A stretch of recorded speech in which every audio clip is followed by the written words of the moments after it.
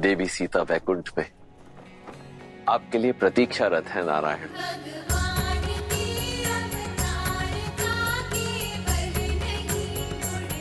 नारायण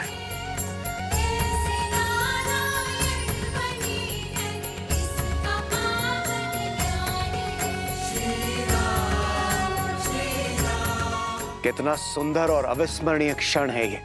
महादेव अपने परम मित्र नारायण से वर्षों पश्चात भेंट कर रहे हैं।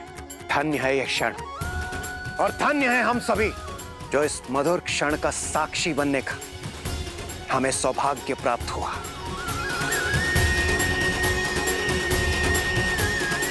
हर हर महादेव। जय श्री राम। जय श्री राम। श्री राम अवतार में आपके जीवन का एक बड़ा उद्देश्य अभी शेष है श्री राम। आप राम राज्य की स्थापना करना चाहते थे। ये उद्देश्य तो आपने पूर्ण कर लिया, परंतु अब बड़ा प्रश्न ये है कि इस राम राज्य की परंपरा को आगे कौन लेकर जाएगा, कौन इसे बढ़ाएगा। ये कार्य आपके वंशज, आपके उत्तराधिकारी करेंगे और इसके लिए उन्हें आपके मार्गदर्शन की आवश्यकता होगी। आप अपनी पूर्ण निष्ठा और बल के साथ उन्हें इस उत्तरदायित्व के लिए सज्ज करेंगे श्री राम। जब तक आपका यह उद्देश्य पूर्ण नहीं हो जाता, तब तक आपकी अर्ध संगिनी वहीं वैकुंठ में आपकी बाट जोहेंगी। अब आपको अपने जीवन का अंतिम उद्देश्य, अंतिम सत्य ज्ञात हो गया है। अब आप अपने पूर्ण बल और निष्ठा के साथ अपने इस दायित्व का वहन कीजिए और निश्चित कीजिए कि आप और देवी सीता शीघ्रातिशीघ्र वैकुंठ में पुनः मिले। महादेव, ब्रह्मदेव, आप दोनों ने आज मुझे बहुत बड़ी भूल करने से रोका है। मुझे उचित मार्ग दिखाकर, मुझे अपना सत्य बताकर, मुझे अपने कर्तव्य का आभास करवाया है और इसलिए मैं आप दोनों का आभारी हूं। परंतु मैं इस स्मृति के साथ नहीं रहना चाहता।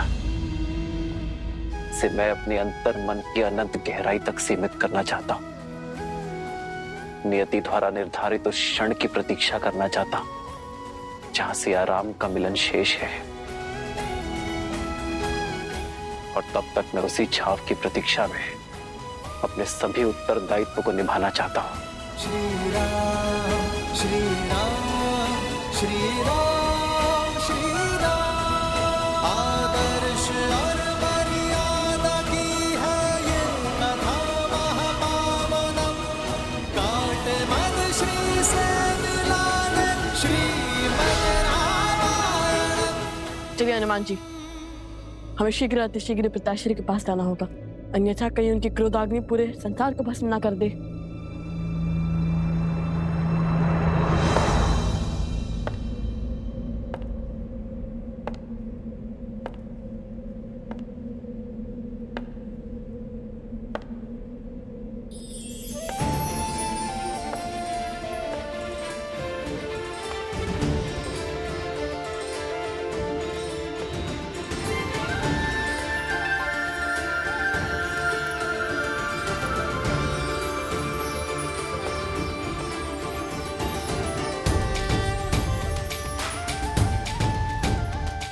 प्रभु रामचंद्र कृपालु भजु मन हरण भव भय दारुणम।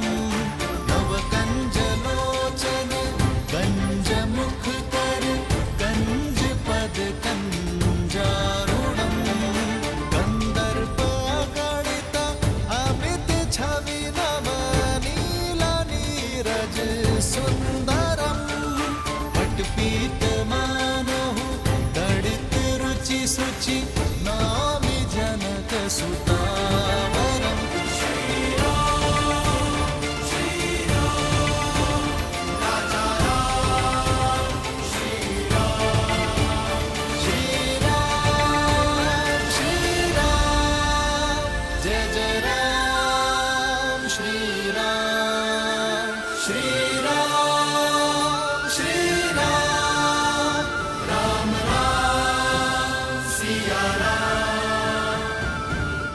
आज इस सभा में जो भी हुआ वो नहीं होना चाहिए था। सीता को नहीं जाना चाहिए था, किंतु मुझे आशा है कि सीता का यह समर्पण संसार को शुभ फल देगा। इस संसार में जब जब सीता का समर्पण स्मरण किया जाएगा, तब तब इस पृथ्वी पर उपस्थित प्रत्येक नारी को शक्ति मिलेगी।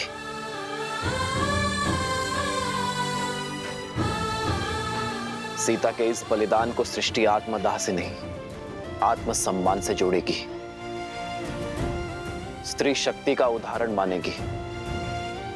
एक नारी को समाज में सर्वोच्च स्थान दिलाने की पहल के रूप में देखेगी। और मुझे प्रसन्नता है इस बात की कि रघुकुल की जिस परंपरा को आज तक ये वंश निभाता आया है, सीता ने उस परंपरा को कलंकित नहीं होने दिया। सीता और उसके साहस का जितना बखान किया जाए उतना कम है। सीता के आगे तो ये राम भी कुछ नहीं। इसलिए आज मैं ये घोषणा करता हूं कि संसार में जब जब राम का नाम लिया जाएगा तो उससे पूर्व सीता का नाम जोड़ा जाएगा। मेरे नाम से पहले मेरी सिया का नाम आएगा। मैं सियावर के रूप में पहचाने और पुकारे जाने पर अधिक गर्व और आनंद की अनुभूति करूंगा। सियावर रामचंद्र की, सियावर रामचंद्र की, सियावर रामचंद्र की, सियावर रामचंद्र की जय। सियावर रामचंद्र की जय।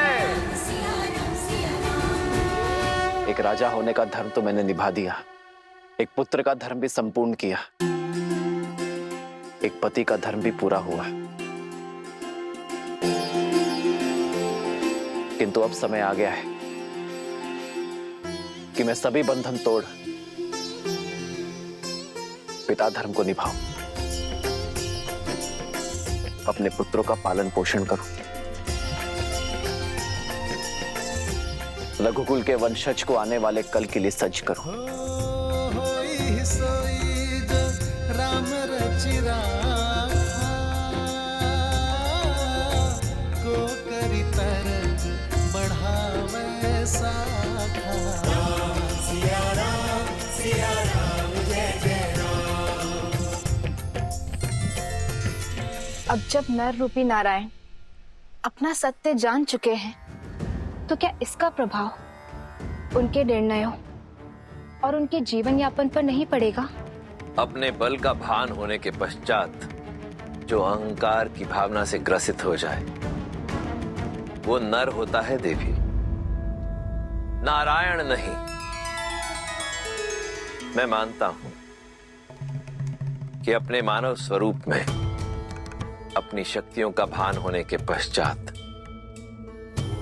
इस सत्य का ज्ञान होने के पश्चात एक साधारण मनुष्य के रूप में जीवन यापन करना श्री राम के लिए अत्यधिक कठिन होगा। परंतु समझ लीजिए, यही है मेरे श्री राम की अग्नि परीक्षा, क्योंकि अब तो दायित्वों में उद्देश्य का रंग भी घुल गया है। संसार में नारायण से बड़ी कोई शक्ति नहीं देवी, और मर्यादा पुरुषोत्तम श्री राम से बड़ा किसी का उत्तरदायित्व भी नहीं। इसलिए मुझे पूर्ण विश्वास है देवी कि श्री राम अपने उत्तरदायित्वों का वहन उसी दक्षता से करेंगे जिस दक्षता से वो करते आए हैं। श्री राम श्री राम श्री राम श्री राम। महाराज,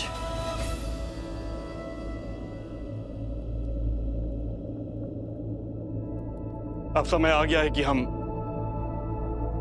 अयोध्या में व्याप्त दुख को भूलकर सुख का संधान करें। अयोध्या का भविष्य आपके दोनों पुत्रों का स्वागत करे।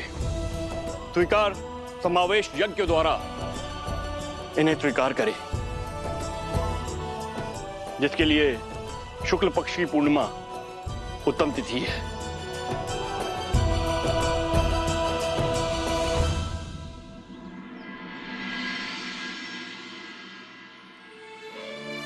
माता, आपकी ममता की शीतल छाव को छोड़े 2 पूर्णिमाएं बीत चुकी हैं, किंतु आपके प्रेम के बिना हमारे लिए हर रात्रि अमावस्या ही है।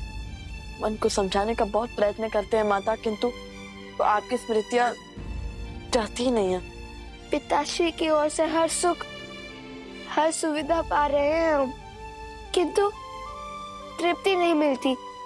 माता का स्नेह और पिता का मार्गदर्शन जो हमें आपसे मिलता था वही पिताश्री दे रहे हैं हमें, परंतु आपकी ममता आपके अतिरिक्त और कौन दे सकता है। माता, आज आपके पुत्रों को उनका उचित स्थान मिलने को है, वो अयोध्या के राजकुमार बनने को है। हमारे समावेश यज्ञ के लिए पूरी अयोध्या उत्साहित है, किंतु आपके बिना हम ये यज्ञ कैसे कर सकते हैं? रघुकुल का अंग कैसे बन सकते हैं? मन नहीं करता हमारा आपके बिना इस सम्मान को स्वीकारे, किंतु संस्कार प्रेम के आड़े आ रहे हैं माता। वो संस्कार जो अपनी प्रसन्नता का मोह छोड़ संसार के सुख का ध्यान रखने की शिक्षा देते हैं, किंतु संसार की प्रसन्नता के लिए हम ये यज्ञ अवश्य पूर्ण करेंगे माता। हाँ माता, आपके पुत्र राजकुमार का वेश धारण करेंगे, किंतु मन से सदा ऋषि कुमार रहेंगे। वन देवी के संस्कारों से ओतप्रोत ऋषि कुमार। लवकुश, पिताश्री,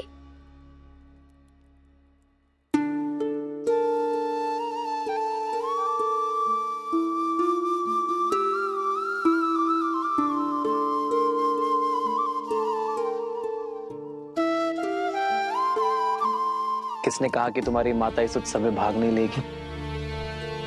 किसने कहा कि तुम्हारी माता तुम्हारी प्रसन्नता में उपस्थित नहीं होगी? जब अश्वमेध यज्ञ पूर्ण करना आवश्यक हो गया था, तब स्वयं ब्रह्मदेव ने सीता की इस मूर्ति में प्राण डाले थे। ब्रह्मदेव की ही कृपा से सीता की इस मूर्ति ने मंत्रोच्चारण किए थे। जब ब्रह्मदेव अश्वमेध यज्ञ के लिए ऐसा कर सकते हैं, तो तुम्हारे इस समावेश यज्ञ से मुख कैसे मोड़ सकती है तुम्हारी माता? मन के नेत्रों से देखो पुत्र, तुम्हारी माता तुम्हें अवश्य दिखेगी।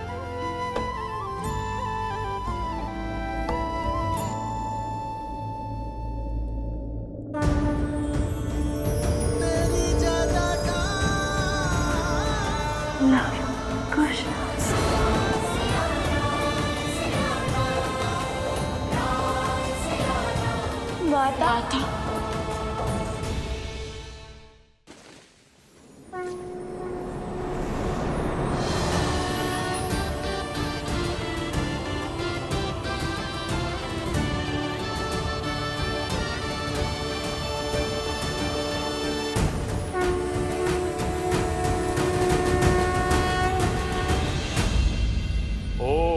संस्कार स्वीकार समावेश यज्ञो परम पवित्रम प्रजापते सहजम पुरुस्तात् आयुष्यमग्रम प्रतिमुंच शुभ्रम स्वीकार समावेशाय बलमस्तु तेजाः।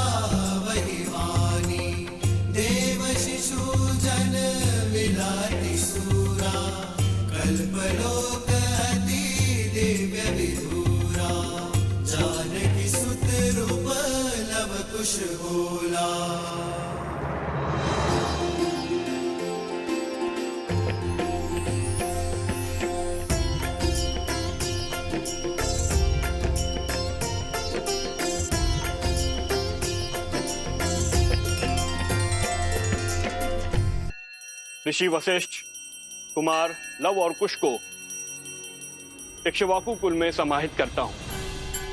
आज से रघुवंश के वंशज ऋषि कुमार नहीं, राजकुमार लव और कुश के नाम से जाने जाएंगे।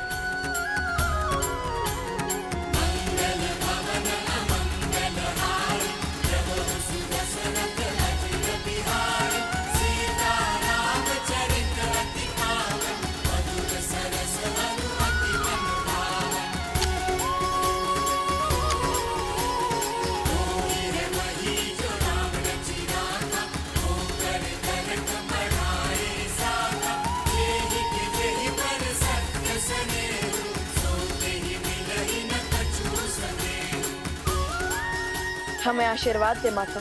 हमें आशीर्वाद दे माता।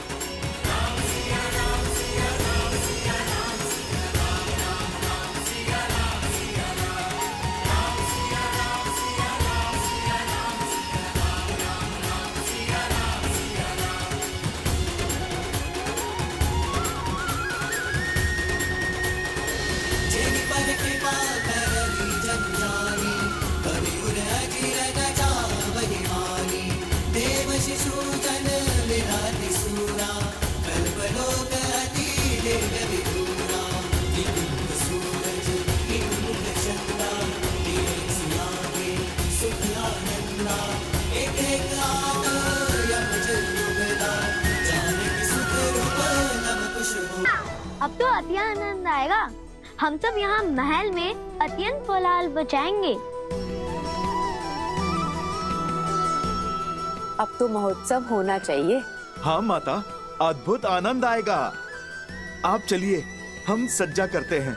नहीं हनुमान, लवकुश, तुमने अपने गुरु से उचित शिक्षा पाई, अपनी माता से सर्वोच्च संस्कार पाए, किंतु रघुकुल की परंपरा को निभाने के लिए यह पर्याप्त नहीं है। तुम दोनों सभी भाइयों से ज्येष्ठ हो और इसी कारण तुम्हें स्वयं को इस प्रकार सज्ज करना है कि अपने भाइयों के साथ मिलकर तुम केवल अयोध्या ही नहीं बल्कि रघुकुल की परंपरा को और महान बना सको, इस कुल को और आगे लेकर जा सको। और यह शिक्षा तुम्हें मुझसे नहीं स्वयं से पाओगे, अपने कर्मों से, अपने प्रयासों से उसे सहेजोगे। और ये शिक्षा प्राप्त करने के 3 मार्ग हैं, जिसमें से एक तुम्हें चुनना होगा। पहला मार्ग है गुरुकुल, जहां गुरु के सानिध्य में तुम शिक्षा और संस्कार पाओगे। दूसरा है अयोध्या, यहां तुम अपनी शिक्षा पूर्ण करो, प्रशासन का अनुभव लो। सर्वप्रथम प्रजा को जानना, उनकी पीड़ा, उनकी समस्याओं को समझना आवश्यक है।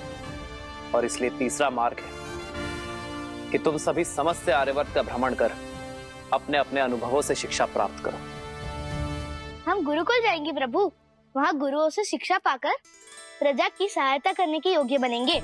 हाँ महाराज, गुरुकुल से हमें अपने कर्तव्यों को समझना और उन्हें पूर्ण निष्ठा से संपूर्ण करने का अवसर मिलेगा।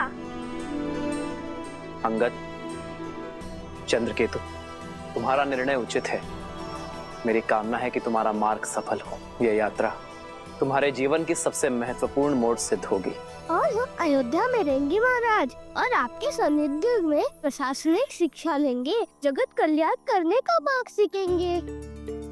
उचित कहा, अयोध्या के आपके समीप रहे तो जीवन का हर गुण सीख जाएंगे हम। अति उत्तम सुताक्ष, तुम्हें और सुभाव को यह अनुमति है। और लवकुश, तुम दोनों का क्या चयन है? हम आर्यवर्त वर्ष का भ्रमण करेंगे। आर्यवर्त की भिन्न भिन्न भाषाएं, बोलियां, वस्त्र देखेंगे। प्रजा की बाधाएं, चिंताएं और देख विविधताएं समझते हुए हमने ये निर्णय लिया है। आज मैं स्वयं आर्यव्रत को अपने भ्रमण से जाना था, इसलिए हम भी आपका अनुसरण करेंगे।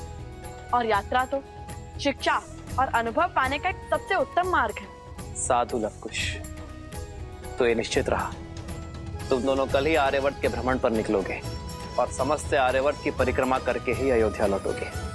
पर पुत्र, अभी अभी तो लवकुश का समावेशन पूर्ण हुआ है। अभी अभी तो। क्षमा चाहता हूँ माता, किंतु अयोध्या के पास इतना समय नहीं है।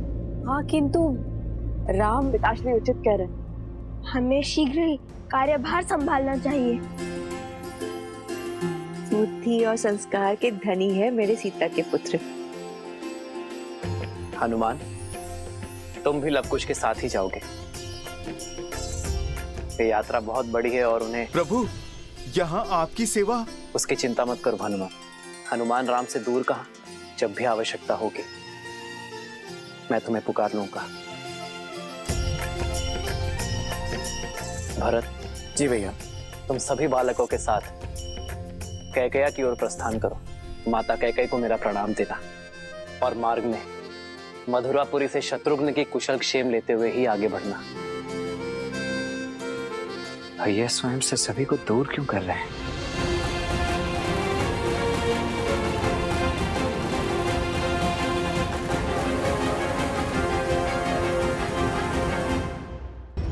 श्री राम सबको स्वयं से दूर क्यों भेज रहे हैं? हनुमान, शत्रुघ्न, भरत सबको अयोध्या से बाहर जाने का आदेश क्यों दे रहे हैं? मेरे शब्दों को स्मरण कीजिए देवी। श्री राम को उस सत्य का ज्ञान हो चुका है जिसके विषय में अन्य कोई नहीं जानता। उनके उत्तरदायित्व बहुत अधिक बढ़ चुके हैं। उन्होंने सबको अयोध्या से जाने का आदेश क्यों दिया है, इसका कारण भी आपको शीघ्र ही ज्ञात हो जाएगा।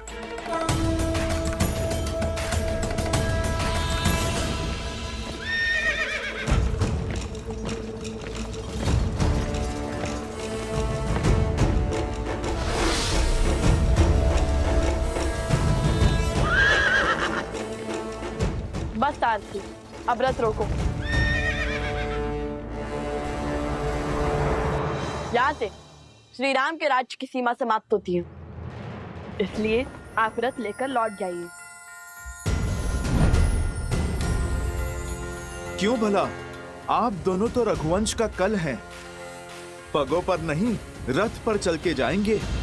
आप आगे प्रस्थान कीजिए हनुमान जी, हम आते हैं।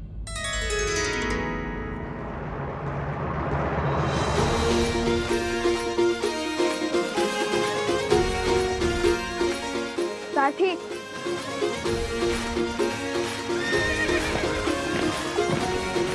क्या सोच रहे हैं आप दोनों? और ये क्या है? तनिक पक्ष तो बढ़ाइए, हम आते हैं।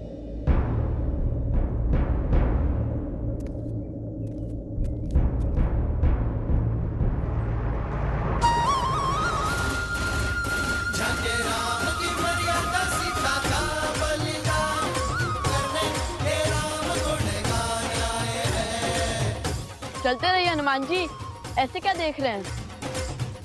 समझे हनुमान जी, हमने राजकुमारों का आवरण क्यों त्यागा?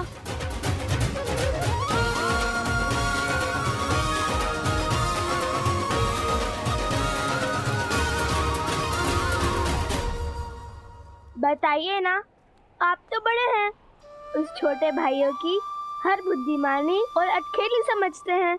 अवश्य, यदि आप सबको अपना सत्य बताएंगे तो कभी भी आप जनता का वास्तविक सत्य समझ नहीं पाएंगे।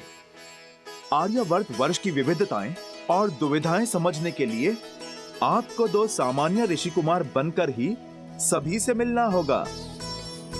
जब ऋषि कुमार संसार से मिलेंगे तो फिर सभी का व्यवहार भी सामान्य ही होगा। आपके ज्ञान में वृद्धि होगी।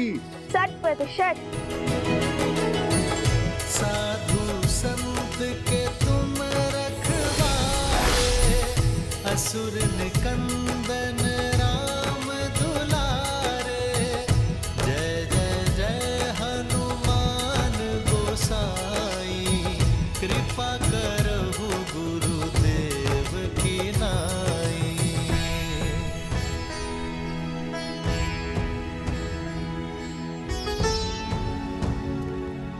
भैया, गला सूख रहा है, पग उत्तर दे रहे हैं, जल चाहिए जल, अब चला नहीं जा रहा।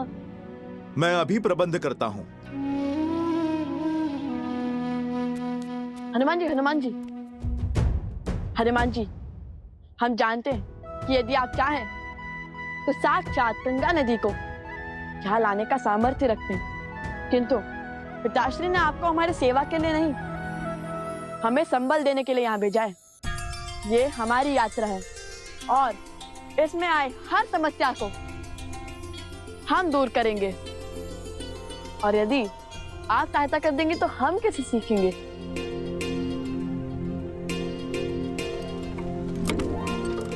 भैया, बैलगाड़ी।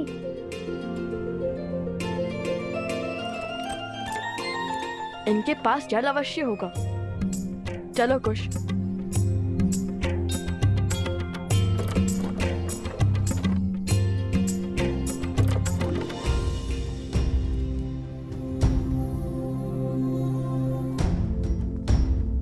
माता, तनिक जल मिलेगा?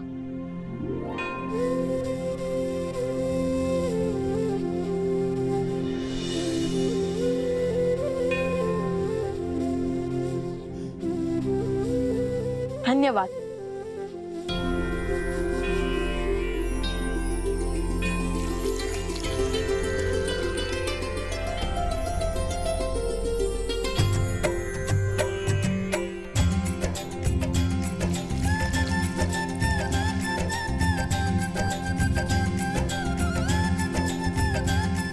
तन और मन दोनों तृप्त हो गए।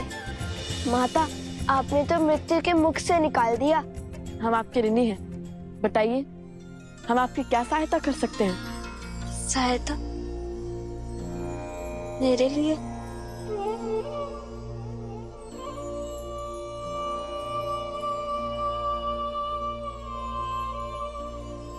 माना कि हम साधारण ऋषि कुमार हैं, किंतु अपने वचन के पक्के हैं।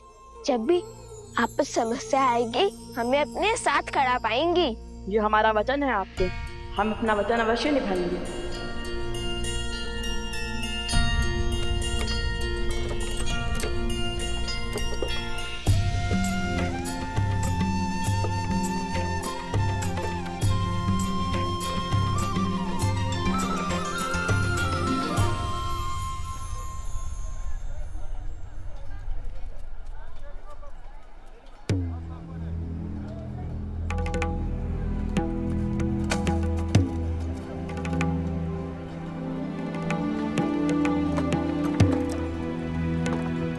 एक वर्षवर्ण की बात है, जो दे जाएगा वो ले जाएगा इसे।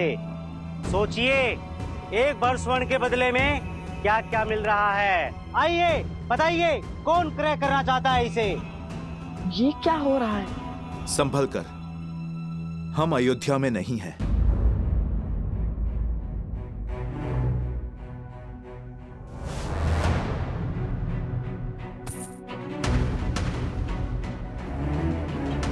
इतनी दुर्बल और छीणकार कुछ कार्य भी कर पाएगी या नहीं? अरे ये सब चाल है इसकी, ताकि इसे कोई क्रय न कर सके और इसे काम ना करना पड़े। देखिए कितनी कृष्णकाय है, किंतु है बड़ी बलवान।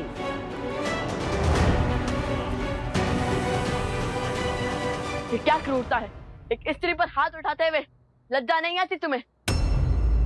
कहीं विदेश से आए हो? यहाँ कोई क्रूरता या नीति नहीं हो रही है।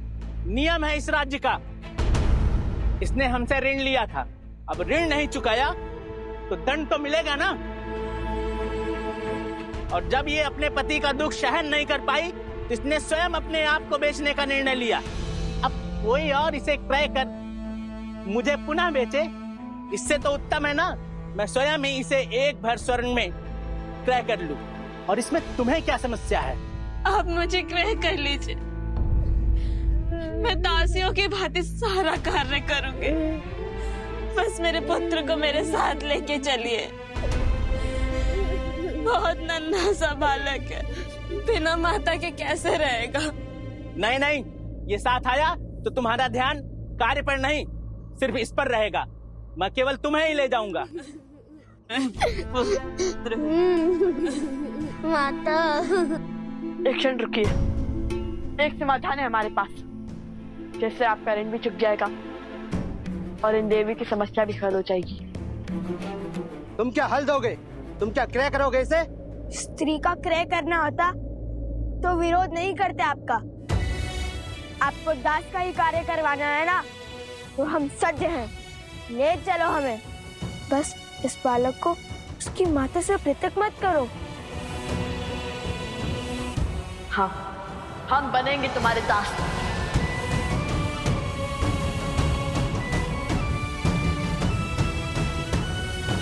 हम स्वस्थ बालक हैं, वन में श्रम करने का अभ्यास है हमें, इनसे अधिक कार्य कर पाएंगे। इन्होंने तो हमें जल पिलाया था जब हमें अत्यंत आवश्यकता थी। हमने इन्हें वचन दिया था कि हम इनका ऋण चुकाएंगे, और अब हमें वो अवसर मिला है तो हम उसे जाने नहीं दे सकते। अयोध्या के राजकुमार एक वचन के लिए किसी के दास? ऋषि कुमारों का कार्य है भिक्षा मांगना है, किसी की दासता स्वीकारना नहीं। कदाचित आप वचन का महत्व नहीं जानते भद्र। आर्यवर्त के सबसे बलशाली और प्रसिद्ध राज्य कौशल के राजा हरिश्चंद्र ने भी अपना वचन निभाने के लिए स्वयं को बेच दिया था। दासता स्वीकारी थी उन्होंने भी। हम उनके ही अनुयायी हैं। हाँ, जय राजा हरिश्चंद्र। राजा हरिश्चंद्र की, राजा हरिश्चंद्र की, राजा हरिश्चंद्र की, राजा हरिश्चंद्र की, राजा हरिश्चंद्र की।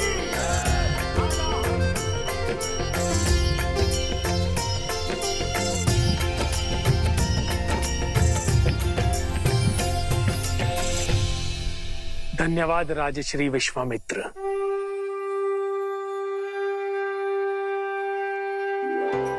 आपने आज राजसूय यज्ञ करवा के अयोध्या पर बहुत बड़ा उपकार किया है।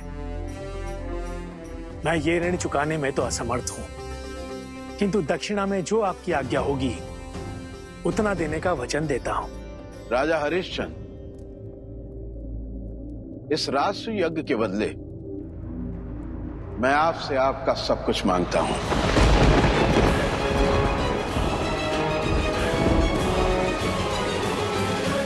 हर वो वस्तु जो आपके अधिकार में है, आपकी संपत्ति, बस आपकी पत्नी, पुत्र और आपके अतिरिक्त सब दे सकोगे?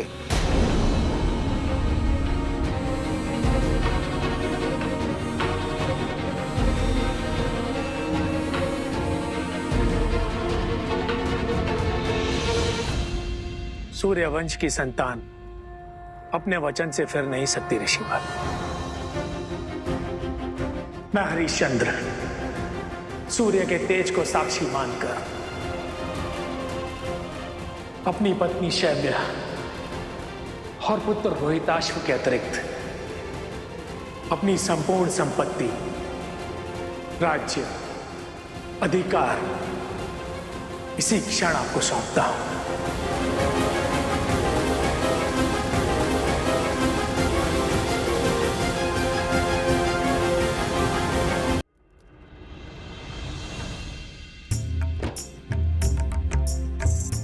हो रघुकुल रीत सदा चली आई,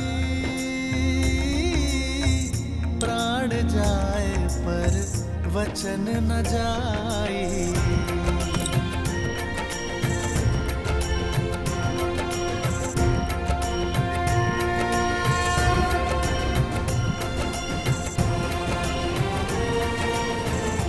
राजा हरिश्चंद्र का सब कुछ लेने के बाद भी ऋषिवर ने उनसे कुछ और मांगा।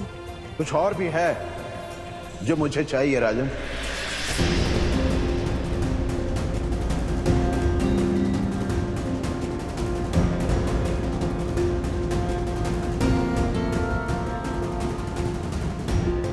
रिक्त हो गया हूं ऋषिवर, अब राजा भी नहीं रहा।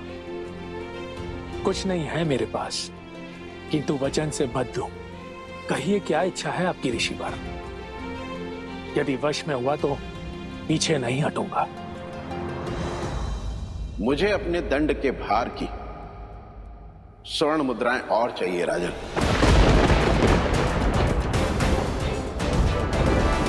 इस समय तो मेरे पास कुछ नहीं है ऋषिवर, मुझे 1 माह का समय दीजिए। मैं प्रबंध करने का प्रयास करूंगा।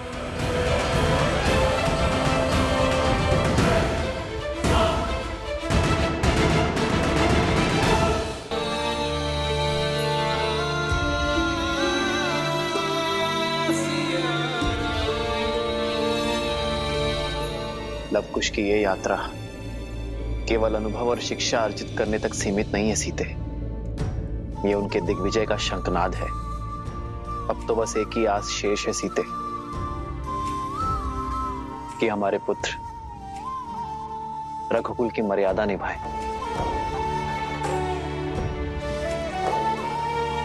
हमारे पूर्वजों की परंपरा का अनुसरण कर पाए, बीते हुए कल का सम्मान कर आने वाले कल की दृढ़ नींव रख पाए।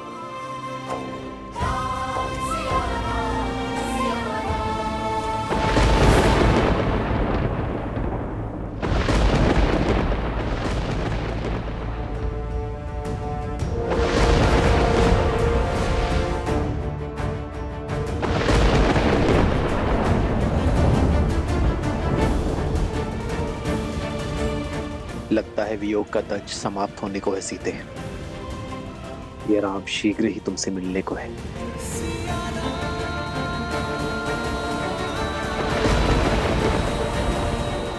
अब तो शीघ्र ही लवकुश लौट आए बस। और प्रसिद्ध राज्य कौशल के राजा हरिश्चंद्र ने भी अपना वचन निभाने के लिए स्वयं को बेच दिया था। हम उनके ही अनुयायी हैं।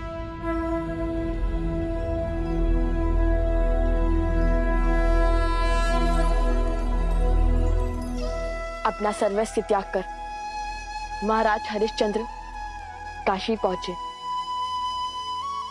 काशी में जैसे तैसे उन्होंने अपना जीवन यापन किया। उनके पास ना खाने को कुछ था और ना पहनने को, बस साथ थी तो रघुकुल की रीत और परिवार की प्रीत, और साथ में चिंता की समय बीता जा रहा है और महर्षि विश्वामित्र की मांग कैसे पूरी की जाए। प्रणाम ऋषिवर।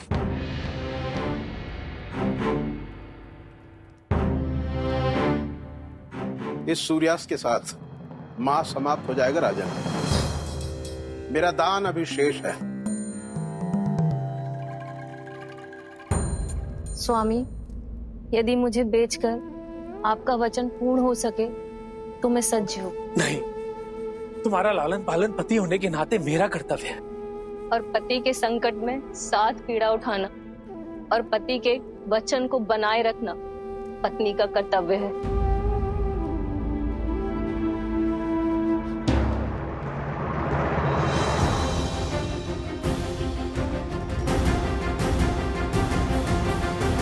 ओ रघुकुल रीत सदा चली आई, प्राण जाए ये लीजिए ऋषिवर। वचन न जाए।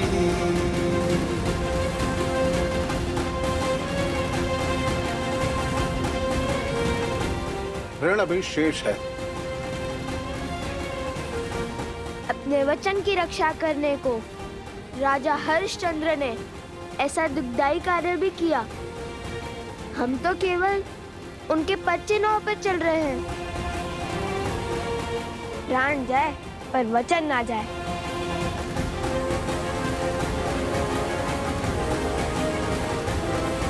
तो ठीक है, आज से कर चुकने तक तुम दोनों मेरे दास हुए। चलो, हो रही मेरी बैलगाड़ी। कर स्थापित मर्यादा, संसार के पाप को हर। बड़ी विचित्र घटना है ये। किसी और के लिए स्वयं को सेवक बना लिया दोनों ऋषि कुमारों ने। आज तक एक वचन के लिए ऐसा करते हुए किसी को नहीं देखा। लवकुश, ये कैसा निर्णय है? अयोध्या के राजकुमार हो तुम दोनों। तुम दोनों को रघुकुल को आगे बढ़ाना है। यदि तुम दोनों दास बनकर चले गए तो फिर प्रभु का क्या होगा? माता कौशल्या, सुमित्रा और तुम्हारे छोटे भाई, उनका तो स्मरण करो। रघुकुल रीत सदा चली आई, प्राण जाए पर वचन न जाए।